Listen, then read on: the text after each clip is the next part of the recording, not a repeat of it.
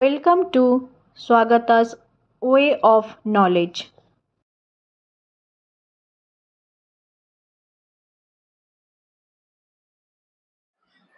নমস্কার। আজকে তোমাদের কাছে চলে এসেছি আর একটি নতুন ভিডিও নিয়ে। আজকে যে ভিডিওটি বা যে বিষয়টি পড়াবো সেটা হচ্ছে অষ্টম শ্রেণীর তাপ, পরিবেশ ও বিজ্ঞান এই বইয়ের অন্তর্গত অষ্টম শ্রেণীর তাপ নিয়ে আজকে আমি আলোচনা করব। প্রথমে আমাদের জানতে হবে যে তাপ কাকে বলে। তাপ কাকে বলে না, তাপ হচ্ছে এক প্রকার শক্তি যা গ্রহণ করলে বস্তু উত্তপ্ত হয় আর যা বর্জন করলে বস্তু শীতল হয়। অর্থাৎ আমরা একটা বাড়িতে সহজ পরীক্ষার মাধ্যমে দেখতে পারি যে ধরো আমাদের কাছে একটা গ্লাসে কিছু দুধ আছে। দুধটা ধরো খুব গরম। এই দুধটাকে আমরা কি করে ঠান্ডা করি না, একটা ধরো পাত্রেতে ঠান্ডা জল নিই, দিয়ে দুধটাকে তার ভেতরে রেখে দিই। ধরো এটা হচ্ছে দুধের গ্লাস আর এটা হচ্ছে জল। তাহলে আমরা খানিকক্ষণ পরে কি দেখবো না, দুধটা ঠান্ডা হয়ে গেছে। আরেকটা কি দেখবো, আমরা যদি জলেতে হাত দিই দেখবো জলটা খানিকটা উত্তপ্ত হয়েছে। অর্থাৎ এর অর্থ কি হলো না, দুধ এখান থেকে তাপ গ্রহণ ত্যাগ করেছে আর জলটা তাপ গ্রহণ করেছে। ফলে তাপ হচ্ছে এক প্রকার শক্তি যা গ্রহণ করলে বস্তু উত্তপ্ত হয় এবং যা ত্যাগ করলে বস্তু শীতল হয়। অর্থাৎ দুধটা তাপ ত্যাগ করে শীতল হয়েছে আর জল এই তাপটা গ্রহণ করে একটু উত্তপ্ত হয়েছে। এবার ধরো আমরা ধরি যে এই তাপটা কি কি বিষয়ের ওপর নির্ভর করছে। তাপ সাধারণত নির্ভর করে তিনটি বিষয়ের ওপর। কি কি বিষয়? একটা হচ্ছে ভর, দ্বিতীয়টা হচ্ছে বস্তুর উপাদান, আর 3 নম্বর হচ্ছে উষ্ণতার পার্থক্য। এবার ধরো আমরা কি জানি না, এক একটা বস্তুর ভর এক এক রকম হয়। অর্থাৎ এক একটা ভরের উষ্ণতা, এক একটা ভরের ক্ষেত্রে উষ্ণতা এক এক রকম হবে। বস্তুর উপাদান কি? ধরো জল একটা উপাদান, দুধ একটা উপাদান। ফলে এই জল দুধ বিভিন্ন জিনিসে গরম ঠান্ডা এটা বিভিন্ন ভাবে হয়। অর্থাৎ এদের উপাদানের উপরে এদের তাপ গ্রহণ কি বর্জনটা নির্ভর করে। আর একটা হচ্ছে উষ্ণতার পার্থক্য। উষ্ণতার পার্থক্য কি করে হয়? ধরো কম উষ্ণতার পার্থক্য হলে এক পরিমাণ তাপ আদান প্রদান হবে, আর একটু বেশি পরিমাণ উষ্ণতার পার্থক্য হলে আর একটু তাপের আদান প্রদানটা অন্যরকম হবে। অর্থাৎ এই তাপ নির্ভর করে তিনটির ওপর: ভর, বস্তুর উপাদান আর উষ্ণতার পার্থক্য। এই তিনটিকে আমরা যদি ভরকে এম, বস্তুর উপাদানকে ধরলাম না, আর পার্থক্যটাকে বা উষ্ণতাকে আমরা T°C বলে আমরা এটাকে ধরছি। তাহলে ধরো তাপকে আমরা যদি কিউ দিয়ে ভাবি, তাহলে কোনো বস্তু ধরো এম ভর কোনো বস্তুর উষ্ণতা T°C বাড়ানো হলে বস্তুর তাপ কিউ। আবার ধরো এই এম ভরের বস্তুর উষ্ণতা আমরা দুগুণ বাড়ালাম, তাহলে এম ভর বস্তুর ভর হয়ে যাচ্ছে 2m। তাহলে 2m ভর বস্তুর উষ্ণতা যদি T°C বাড়ানো হয়, বস্তুর তাপ হবে 2q। ঠিক আছে। এবার ধরো আমরা ভাবছি যে এই 2m ভরের বস্তুর উষ্ণতা, 2m ভরের বস্তুর উষ্ণতা আমাদের 2°C বাড়ালাম,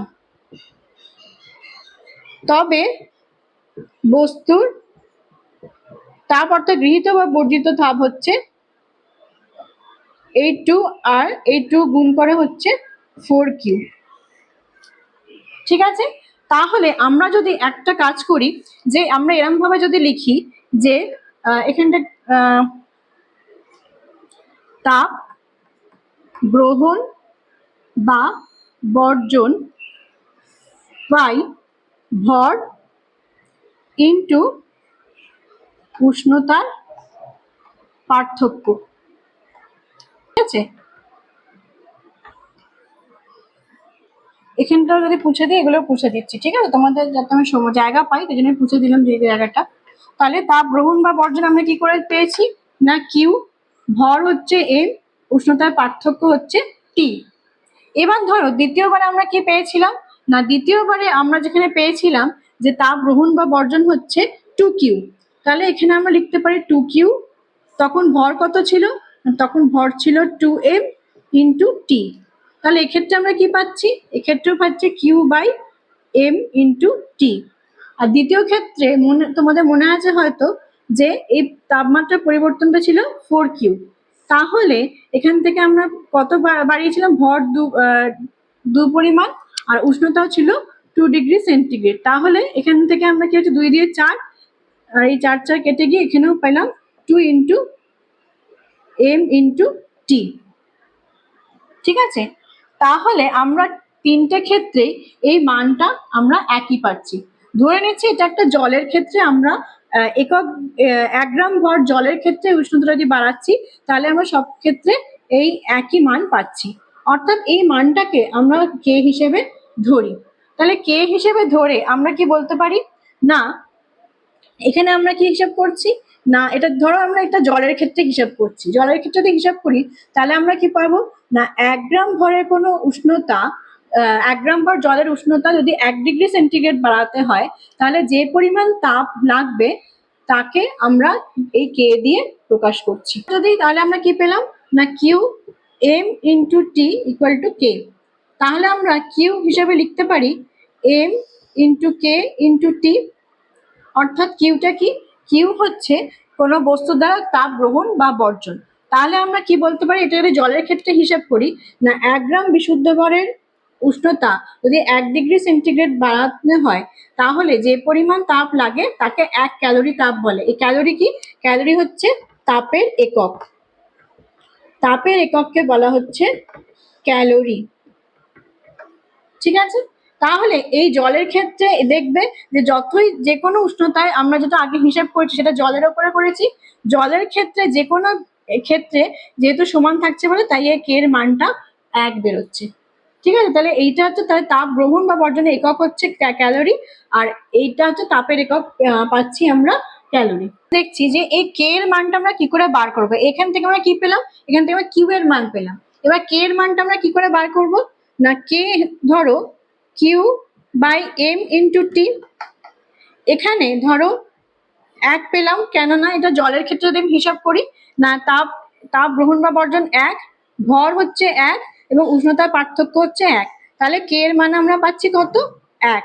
তাহলে এক্ষেত্রে আমরা বলতে পারছি যে 1 ক্যালোরি, এটা হচ্ছে তার মানে কে সমান 1 মানে হচ্ছে কে হচ্ছে 1 ক্যালোরি। তাহলে আমরা যদি 1 ক্যালোরির সংজ্ঞা বলি, আমরা কি বলতে পারি?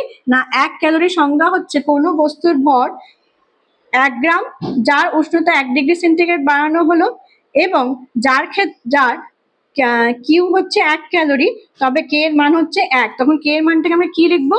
না, calorie by gram degree centigrade. কেন? না, এটা ক্যালোরি, এম এর একক হচ্ছে গ্রাম, আর উষ্ণতা হচ্ছে ডিগ্রি সেন্টিগ্রেড। ঠিক আছে, তাহলে এখানে আমরা কি পাচ্ছি? না, ক্যালোরির 1 ক্যালোরি একক হচ্ছে ক্যালোরি বা গ্রাম ডিগ্রি সেন্টিগ্রেড। ঠিক আছে, এবার ধরো আমরা একটা যদি এখানে যদি একটা ছোট অঙ্ক করি, ধরো একটা পুষে দিচ্ছি। ধরো একটা বলছি যে একটা বস্তুর ভর হচ্ছে ধরো 10 গ্রাম। 10 গ্রাম একটা বস্তুর ভর, প্রথম ভরের, এটা ধরো জলের ক্ষেত্রেই বলছি, কেননা জলের আমরা কিউ এর জলের ক্ষেত্রে আমরা কে এর মানটা জানি। ঠিক আছে, জলের এই কে এর মানটাকে অনেক সময় এস বলা হয়, এর মান হচ্ছে 1। এটা আমরা আগে থেকে পেয়েছি। ঠিক আছে, এই কে এর মানটা এক এক ক্ষেত্রে এক এক রকম হয়, সেই জন্য একে আপেক্ষিক তাপ বলে। মানে এক একটা উপাদানের ক্ষেত্রে এই ক্যালোরি বা আপেক্ষিক তাপটা এক এক রকম হয় বলে একে আপেক্ষিক তাপ বলে। ধরো জলের 10 গ্রাম ভরা জলের উষ্ণতা 50°C থেকে ধরো বেড়ে 100°C হলো, তাহলে তার তাপ গ্রহণ বা বর্জনের পরিমাণ কত? তাহলে তাপ গ্রহণ বা বর্জনে হচ্ছে কিউ, এটা আমাদের বার করতে হবে। আমরা কি জানি? এম সমান হচ্ছে 10 গ্রাম, এটা আমরা জানছি। আর প্রথমে ছিল 50, পরে ছিল 100, অর্থাৎ 50 ধরে হচ্ছে T2, ধর এটা হচ্ছে প্রথম হচ্ছে T1, আর 100 মানে হচ্ছে T2। তাহলে পার্থক্য কত হচ্ছে? উষ্ণতার পার্থক্য হচ্ছে T2 মাইনাস T1 মানে এটা হচ্ছে পরবর্তী যেটা উষ্ণতাটা হয়েছে, এটা যেটা আগে ছিল। তার মানে পরে ছিল হচ্ছে 100 মাইনাস 50 ডিগ্রি সেন্টিগ্রেড, তার মানে হচ্ছে 50 ডিগ্রি সেন্টিগ্রেড। তাহলে আমরা কি কি পেলাম? 10টা এটা হচ্ছে এম এর ভ্যালুটা পেলাম, যেটা হচ্ছে এম এর ভ্যালু। T2/T1 হচ্ছে, এটা সমান হচ্ছে টি এর ভ্যালু, উষ্ণতার পার্থক্য হচ্ছে টি, এটা হচ্ছে টি এর ভ্যালু। আর এস এর ভ্যালু আমাদের কাছে আছে, যেটা হচ্ছে 1। তাহলে আমরা কিউ এর ভ্যালু কি করে পাবো? আমরা কিউ এর ফর্মুলা কি জানি? এম গুণিতক এস ইন্টু টি, মানে কে আর এস একই। তাহলে আমরা কি পাচ্ছি? এম মানে হচ্ছে 10, এস মানে হচ্ছে জলের ক্ষেত্রে 100, যেহেতু এটা আমরা 10 গ্রাম জল নিয়েছি, আর উষ্ণতার পার্থক্য হচ্ছে 50। তাহলে আমরা কি পাচ্ছি? 500 ক্যালোরি। ঠিক আছে, তাহলে এইটা হচ্ছে একটা ছোট্ট তোমাদের অঙ্ক, যেটা আর কি তাপ গ্রহণ বা বর্জন কত হতে পারে। দেখবে বইতে অনেকগুলো তোমাদের জায়গা করে দেওয়া আছে, তোমাদের ওই শূন্যস্থানটা পূরণ করতে হবে। তোমরা এই ফর্মুলাটা মনে রেখে সহজেই করতে পারবে, যেখানে এই টি হচ্ছে T2 - T1, অর্থাৎ পরবর্তী যে পর্যায়ে উষ্ণতা ছিল আর প্রথমে যে ছিল তাদের বিয়োগফল। ঠিক আছে, এই উষ্ণতা পার্থক্য দিয়ে মানটা বসিয়ে ক্যালোরিটা বার করবে। আর একটা কথা, যদি জল ছাড়া অন্য কোনো উপাদান দিয়ে দেওয়া হয়, আশা করছি তার এই এস এর ভ্যালু, এই মানটা বা আপেক্ষিক তাপের মানটা দিয়ে দেওয়া থাকবে।